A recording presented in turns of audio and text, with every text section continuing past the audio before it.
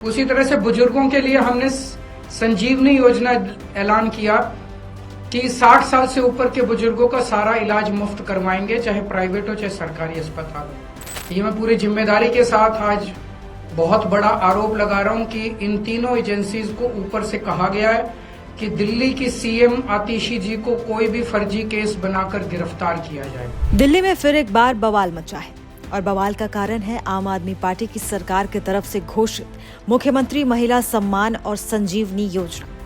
दिल्ली के स्वास्थ्य विभाग और महिला कल्याण विभाग ने अपनी ही सरकार पर सवाल उठाए हैं। विभाग ने सरकार की इन दो बड़ी योजनाओं को लेकर एक नोटिस जारी किया है। नोटिस जारी किए जाने के बाद संजीवनी योजना पर सवाल खड़े हो रहे हैं। ऐसे में आपको ये जानना जरूरी है कि संजीवनी योजना आखिर क्या है। साथ ही स्वास्थ्य विभाग ने जो नोटिस जारी किया है उसमें क्या कहा गया है।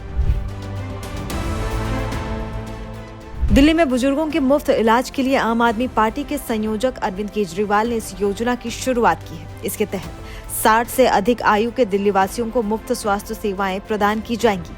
उनका दिल्ली के किसी भी सरकारी या प्राइवेट अस्पताल में मुफ्त इलाज हो सकेगा। इसके लिए शर्त सिर्फ यही है कि आपको दिल्ली का वोटर होना पड़ेगा या फिर वोटर ID कार्ड होना जरूरी है। संजीवनी योजना के तहत रजिस्ट्रेशन कराने वाले नागरिकों को दिल्ली सरकार हेल्थ कार्ड प्रदान करेगी। संजीवनी योजना के तहत रजिस्ट्रेशन कराने के लिए आपको किसी लाइन में लगना नहीं होगा। नागरिकों की सहूलियत को ध्यान में रखते हुए सरकार ने डोर टू डोर रजिस्ट्रेशन की व्यवस्था भी की है, यानी दिल्ली सरकार की टीम घर घर जाकर संजीवनी योजना का रजिस्ट्रेशन करेगी। इस योजना का ऐलान करते हुए केजरीवाल ने कहा था कि आज मैं जो घोषणा कर रहा हूं वो भारत के इतिहास में कभी नहीं हुआ। हम बुजुर्गों का बहुत सम्मान करते हैं और उन्हीं की वजह से हमारा देश आज यहाँ तक पहुँचा है। इस वजह से अब हमारी ये जिम्मेदारी है और हम उनका ध्यान रखेंगे। दिल्ली में संजीवनी योजना को लेकर 24 दिसंबर से रजिस्ट्रेशन भी शुरू हो गए। अब सवाल ये कि योजना का ऐलान कर दिया गया, रजिस्ट्रेशन भी शुरू हो गए, तो इस पर अब विवाद क्यों छिड़ा है? स्वास्थ्य विभाग ने जो नोटिस जारी किया है उसमें स्वास्थ्य विभाग ने चेतावनी देते हुए कहा है कि दिल्ली सरकार की इस तरह की फिलहाल कोई योजना नहीं है। स्वास्थ्य विभाग ने कहा है कि जनता को सूचित किया जाता है कि स्वास्थ्य और परिवार कल्याण विभाग, राष्ट्रीय राजधानी क्षेत्र दिल्ली सरकार के पास आज तक कोई भी ऐसी कथित संजीवनी योजना अस्तित्व में नहीं है। इसके अलावा स्वास्थ्य विभाग ने ना तो किसी स्वास्थ्य अधिकारी या किसी अन्य व्यक्ति को बुजुर्ग नागरिकों से ऐसी व्यक्तिगत जानकारी और डेटा एकत्र करने के लिए अधिकृत किया है, ना ही विभाग इस संबंध में कोई कार्ड प्रदान कर रहा है। चूंकि ऐसी कोई योजना मौजूद नहीं है, इसीलिए ऐसी गैर मौजूद योजना के तहत पंजीकरण के लिए भौतिक फॉर्म आवेदन का सवाल ही नहीं उठता है और किसी भी निजी व्यक्ति या फिर राजनीतिक दल द्वारा संजीवनी योजना के नाम पर ऐसे भौतिक फॉर्म आवेदन या आवेदकों से जानकारी एकत्र करना धोखाधड़ी और बिना किसी अधिकार के है। इसलिए कथित गैर मौजूद संजीवनी योजना के तहत मुफ्त इलाज के लिए किसी भी वादे पर विश्वास न करें।